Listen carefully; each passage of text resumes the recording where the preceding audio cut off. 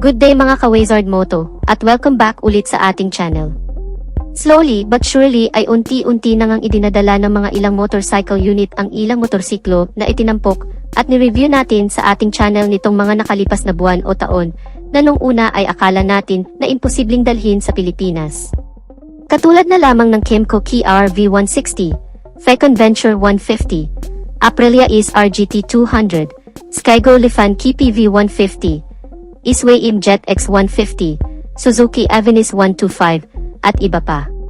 At ngayon ay idagdag na natin sa listahan ang isa na namang panibagong scooter na pang dual purpose, walang iba kundi ang bagong Bristol EDX 160 na rebranding ng SANY ADV 150. So yes, Bristol po ang nakakuha ng SANY ADV 150, na dati na rin nating itinampok sa ating channel taon na ang nakalipas nung una itong pinakilala sa motorcycle show sa China.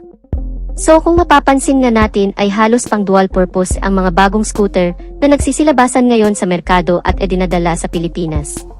Ibig sabihin lang nun ay very in demand lang talaga at mas gusto ng karamihan ang ganitong klase na motorsiklo na sa pagkakatanda natin ay inumpisahan ng Honda motorcycle sa kanilang Honda ADV 150, ilang taon ang nakalipas mula ngayon. Sa video na to ay pag-uusapan natin kung ano-ano ang mga kakayanan nitong bagong labas na Bristol ADX 160 na pang-compete niya sa ibang adventure scooter na kasalukuyang minamarket ngayon dito sa Pilipinas, lalong-lalo na sa nangungunang Honda ADV 160. Ano-ano ba ang mga pang-market nito, ang kanyang specs at features? Lahat ng yan ay i-discuss natin sa video na to. Pero bago yan ay huwag kalimutan na mag-subscribe at mag-follow sa ating channel. Hit mo na rin ang like at notification bell icon bilang suporta sa ating munting channel. Ang una agad nating mapapansin sa motor na ito ay ang kanyang pagka-dual purpose na looks na sobrang lakas ang dating napaka-brusko nitong tingnan na may malalaki at specky na gulong at kung mapapansin nyo naman ay naka-spoke rim wheels na ito at naka-naked handlebar, bagay na bagay talaga ito pang rakrakan sa off-road. Dito sa kanyang harap ay meron itong mahabang windshield with its brand name na Bristol. Adjustable na din ang kanyang windshield na pwedeng i-adjust pababa o pataas. Naka-LED ang headlight nito, naka-projector headlamps, na talaga namang pangmalakasan ang ilawan ng motor na ito. Meron itong daytime running light na nakapalibot lang sa projector headlights nito, with its turn signal lights na nasa gilid lang din ng headlights. All LED na ang lighting system ng motorsiklong ito. At kung mapapansin natin ay meron siyang parang beak o nguso na bumagay naman at mas nakadagdag pa sa forma ng kanyang front face. Overall looks ay wala akong masasabi, talagang ito ang tipong motor na papangarapin ng lahat. Mapunta naman tayo sa kanyang features. Isa sa pinaka-highlight ng motor na ito bukod sa kanyang pagka-adventure scooter ay ang kanyang modern at high-tech na instrument cluster. Very wide na ang screen nito, kitang-kita ang mga nakadisplay, very elegant looking at napaka-high-end. Anyway, naka-TFT display na pala ito, at kompleto na rin ang mga icons and indicators na nakapaloob dito. Like temperature check, RPM, speedometer, check engine, ABS indicator, clock, turn signals indicator, trip meter at fuel level.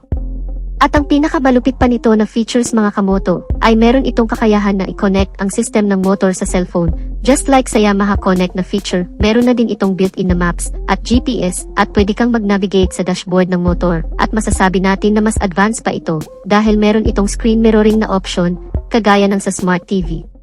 Sa pagkakaalam natin ay ito pa lang ang adventure scooter na may technology na mirroring, so napaka-impressive naman pala ang bagong technology na meron ang motor na ito. Dito naman sa kanyang handlebar, meron itong backlight sa mga switches, nakakadagdag sa pagiging premium nito at visibility sa gabi, at naka-naked handlebar din ito, so very sporty talaga ang datingan.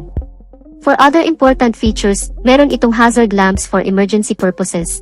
Meron din itong idling stop and start, gaya ng sa Yamaha at Honda. Ang function nito sa hindi pa nakakaalam ay kung hihinto ang motor sa traffic ng mga at least 3 seconds, ay kusa nang namamatay ang makina, at kusa naman itong aandar muli kapag ipihit na ang selenyador.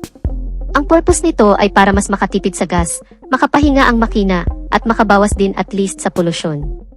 In terms naman sa safety features ay meron itong single-channel ABS o anti-lock braking system na pwede mong i-switch off and on at alam na natin ang function ng ABS, piniprevent nito ang pagka-lock ng gulong kung sakaling merong biglaang pagpreno na pwedeng magresulta sa pagkadulas at pagkasemplang.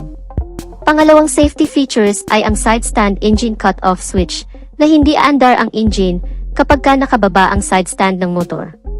At hindi rin ito papahuli dahil naka-keyless entry na ito, dagdag safety, at bawas hassle dahil remote na lang ang gagamitin para mapaandar ang motor. Meron din itong front pocket o glove box at nakapaloob naman dito ang kanyang USB charging port.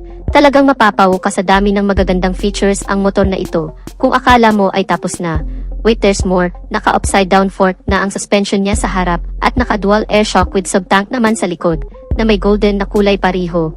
So alam naman natin sa ganitong mga suspension ay build talaga ito for performance, pang off-road talaga. Big bike na talaga ang datingan ng scooter na to. Mapunta na tayo sa kanyang engine specification.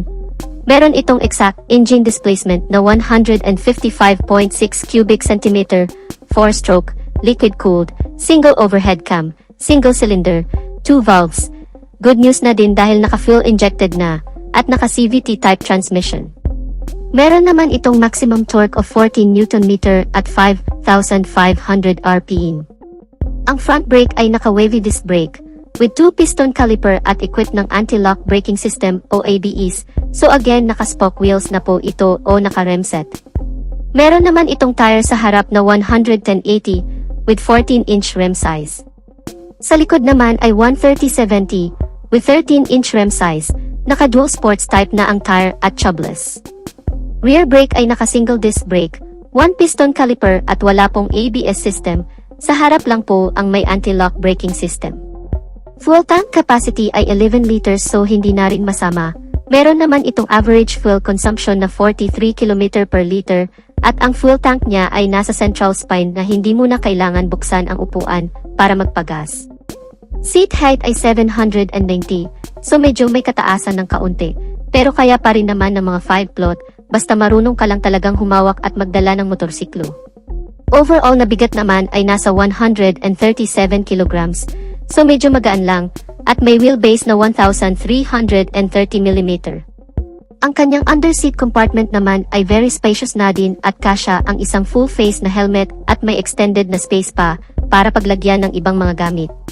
Naka 2-tone pala ang upuan ng scooter na to.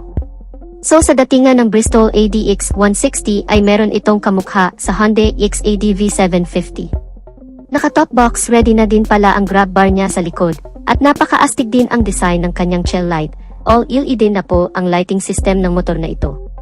Meron pala itong dalawang color variation, which is red and black, so ang datingan ng motor na ito ay talagang sulit na sulit at hindi talaga tayo tinipid sa external design, pati sa kanyang engine specs at features ay talaga namang very modern at high-tech, kaya hindi na nakapagtataka na within 12 hours ay na-sold out na agad ang initial batch nito na 30 units, bago pa man ang official launching nito. At isa din sa dahilan niyan ay nag-offer sila ng 20,000 na introductory discount.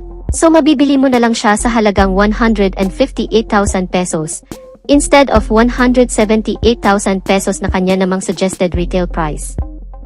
So ano ang masasabi mo sa bagong adventure scooter na Bristol ADX 160?